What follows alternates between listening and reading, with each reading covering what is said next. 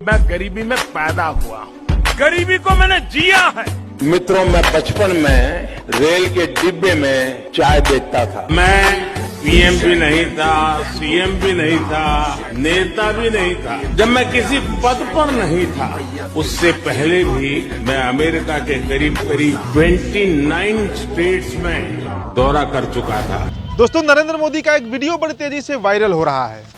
नरेंद्र मोदी दिन में क्या कहते हैं और रात में क्या कहते हैं, ऐसा एक मीम बनाकर एक छोटा सा वीडियो बड़ी तेजी से वायरल हो रहा है, जो आपको हम दिखाएंगे। लेकिन उससे बड़ी खबर है दोस्तों, सैफ अली खान पर जो हमला हुआ था, आपको याद होगा। हालांकि अब सैफ अली खान सुरक्षित हैं, स्वस्थ हो चुके हैं और अपने घर लौट आए हैं।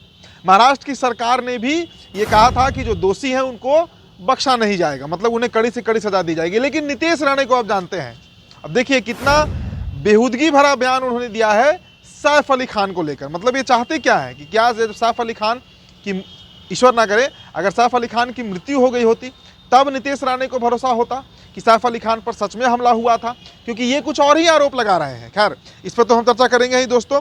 लेकिन उससे भी बड़ी खबर है अमेरिका से। देखिए, डोनाल्ड ट्रंप का शपथ हो चुका है, शपथ ग्रहण समारोह जो हुआ। हालांकि उसमें नरेंद्र मोदी को तो पूछा नहीं गया, लेकिन उससे भी बड़ी खबर यह है कि ट्रंप का जब शपथ ग्रहण समारोह चल रहा था, उस दरमियान उनके मंच के पास जो नारे लगाए गए हैं, जो भारत विरोधी नारे, देश विरोधी नारे जो लगाए गए हैं, इसके बावजूद ट्रंप उस मोमेंट को एंजॉय कर रहे हैं। तो ये एक बहुत बड़ा संदेश है, एक कड़ा संदेश भारतीय जनता पार्टी और हमारे देश दोनों के लिए है। इसके अलावा दोस्तों देखिए, एक और बड़ी खबर है कि सुधीर चौधरी जो है, इन्होंने, अब जानते होंगे, देश के एक बड़े रेनाउंड जर्नलिस्ट हैं, एक बड़े पत्रकार हैं। इन्होंने कहा, इन्होंने एक खबर चलाया। दरअसल खबर ये रहा कि भारतीय जनता पार्टी जो है वो पहली बार दिल्ली में, मतलब जो विधानसभा का चुनाव हो रहा है, वहाँ पर 1000 रुपये प्रति माह दलित छात्रों को देने का ऐलान कर रही है। और ये इतिहास में पहली बार हो रहा है। तो ये अपने आप में एक खबर है, क्योंकि ये सरासर झूठा फेक खबर है। तो इस पर भी चर्चा करेंगे दोस्तों। आप सभी का स्वागत करते हैं द लाइव टीवी में। मेरा नाम उदित तारण। द लाइव टीवी, सच सबसे आगे। दोस्तों, सबसे पहली खबर देखिए, सबसे पहली खबर सैफ अली खान से संबंधित है। देखिए, नीतीश राणे को आप जानते होंगे, बड़बोले नेता है, हालांकि मंत्री है महाराष्ट्र सरकार में, घोर हिंदूवादी नेता है। अब देखिए इन्होंने क्या कहा है। इन्होंने कहा है कि सैफ अली खान इतनी जल्दी अस्पताल से कैसे डिस्चार्ज हो गए, उन्हें सही से चाकू लगा था या एक्टिंग कर रहे थे, इस पर मुझे शक है। कैसे टुन टुन नाचते हुए घर जा रहे थे। तो दोस्तों, आप सोचिए कि पक्ष हो, विपक्ष हो, हिंदू हो, मुसलमान हो, किसी धर्म समुदाय का कोई भी व्यक्ति नहीं था जब सैफ अली खान की ये खबर आई थी जिसने सहानुभूति नहीं दी थी सैफ अली खान को। यहाँ तक कि महाराष्ट्र में जो सरकार है, इन्हीं की सरकार है, भारतीय जनता पार्टी की सरकार है।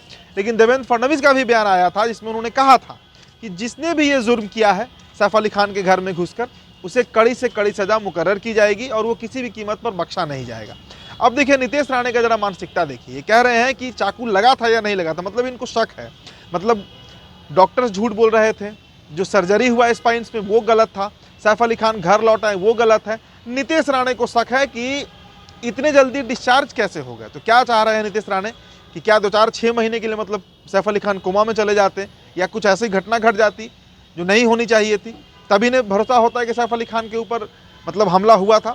तो इस तरह का नीच मानसिकता, चूंकि इनके अंदर इतने अंदर तक इनके अंदर हिंदूवादी का कीड़ा घुस चुका है, संघ का कीड़ा घुस चुका है कि ये कुछ भी बोल सकते हैं और इन पर कोई कार्रवाई नहीं होगी। हालांकि देखिए, नीतीश राणे का तो अब दूध भात मानकर चलना चाहिए, क्योंकि ये जिस तरह की बातें करते हैं इनसे बीजेपी भी शायद त्रस्त होगी या बीजेपी के पिट्ठू बने हुए हैं। बीजेपी को एक ऐसा नेता चाहिए हर राज्य में, जिस तरह से बिहार में गिरिराज सिंह है, यूपी में तो खुद वहाँ के सीएम है, तो महाराष्ट्र में नीतीश राणे उसी भूमिका में दिखते हैं। अब दोस्तों, जरा सा अगली खबर देखिए, आपको एक वीडियो दिखाएंगे हम।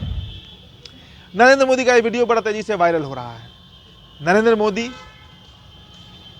पीएम बनने के पहले, सीएम ही बनने के पहले, भाजपा में आने से पहले क्या थे, दिन में क्या कहते हैं और रात में क्या कहते हैं। ये वीडियो क्लिप देखिए। मैं गरीबी में पैदा हुआ, गरीबी को मैंने जिया है। मित्रों, मैं बचपन में रेल के डिब्बे में चाय बेचता था। मैं बचपन में कप प्लेट धोते धोते बड़ा हुआ हूँ, चाय पिलाते पिलाते बड़ा हुआ हूँ। जब मैं पीएम भी नहीं था, सीएम भी नहीं था, नेता भी नहीं था, जब मैं किसी पद पर नहीं था, उससे पहले भी मैं अमेरिका के करीब 29 स्टेट्स में दौरा कर चुका था। चलिए दोस्तों, अब आपको हम दिखाते हैं अमेरिका से जुड़ी बड़ी खबर।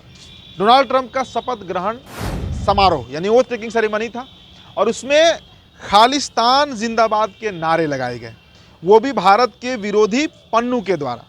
तो आपको पहले एक क्लिप हम दिखाएंगे कि जब डोनाल्ड ट्रंप जो है वो शपथ ले रहे थे और उसके बाद कैसे उनके मंच के ठीक सामने खालिस्तान जिंदाबाद के नारे लगाए गए। वीडियो देखिए दोस्तों।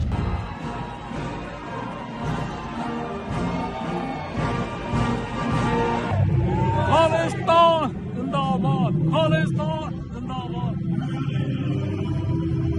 देखिए, अब इस मामले पर भाजपाइयों को सांप सूंघ गया है। बीजेपी कुछ भी बोलने को तैयार नहीं है, या यूँ कहिए कि उसके पास बोलने के लिए कुछ बचा ही नहीं है। क्योंकि बड़े बड़े दावे होते थे कि ट्रंप और मोदी की दोस्ती, बड़े बड़े हेडलाइन चलते थे, भारत का लंगोटिया यार, ट्रंप को जिताने के लिए चुनाव, यहाँ पर यज्ञ किया गया, हवन किया गया, पूजा पाठ किया गया, इस तरह की खबरें निकल कर आ रही थी। लेकिन अब वही ट्रंप क्या कर रहे हैं अमेरिका में और भारत को कैसे आंखें दिखा रहे हैं, इसे आप इस तरह से भी समझिए। ये खबर आप देखिए, रानी सहनी ने लिखा है कि कमाल है, हम विदेश में उदारवाद और देश में कट्टरता पर विश्वास करते हैं। शाहीन बाग तक करंट देने वालों चुप हो गए। अब देखिए खबर क्या है, पहले वो जानिए। देखिए, ट्रंप ने देश छोड़कर विदेश में रह रहे देशभक्तों को भारत लौटकर मेक इंडिया ग्रेट अगेन का सुनहरा मौका देना चाहते हैं।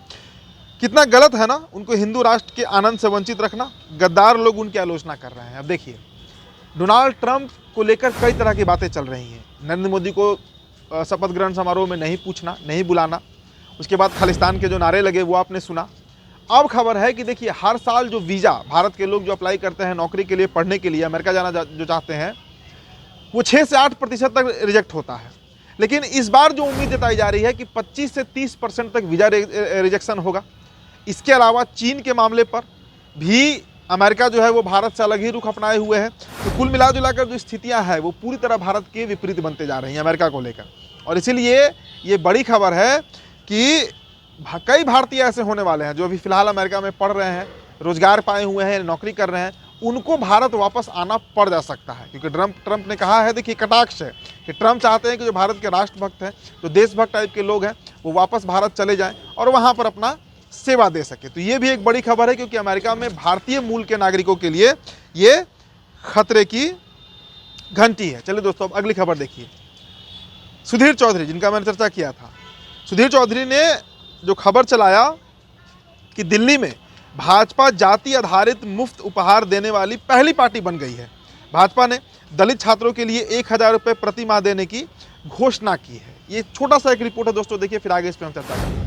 पहली ऐसी पार्टी बन गई है जो दिल्ली में जातियों के हिसाब से कैश वाली कल्याणकारी योजनाओं को लागू करने का वादा कर रही है। तो दोस्तों, अम्बेडकर के नाम से ये योजना है जिसमें 1000 रुपये की राशि जो दलित छात्र हैं दिल्ली के, उनको भाजपा देने का वादा कर रही है। और इसका दावा सुधीर चौधरी कर रहे हैं, लेकिन दरअसल ये पूरी तरह गलत और भ्रामक खबर है। ऐसी कई योजनाएं जो हैं वो खुद दिल्ली की सरकार, अरविंद केजरीवाल की सरकार जो है वो चला रही है, पहले से चला रही है। आपको इसकी जानकारी चाहिए तो आप गूगल पर जाकर सर्च कीजिए कि दिल्ली में दलित छात्रों के लिए सरकारी योजना क्या क्या है, आपको लंबे चौड़े विवरण मिलेंगे, डिटेल्स मिलेंगे। तो सुधीर चौधरी, चूँकि दिल्ली में विधानसभा चुनाव है और बड़ी संख्या में वहाँ पर जो जाटव वोटर्स हैं वो करीब करीब दिल्ली में 25 से 30% के आसपास है, तो कैसे उनको बीजेपी की तरफ लुभाना है, इसका पूरा जिम्मेदारी सुधीर चौधरी जैसे पत्रकार जो हैं वो लेकर बैठे हैं। तो फिलहाल दोस्तों, इस रिपोर्ट में इतना ही।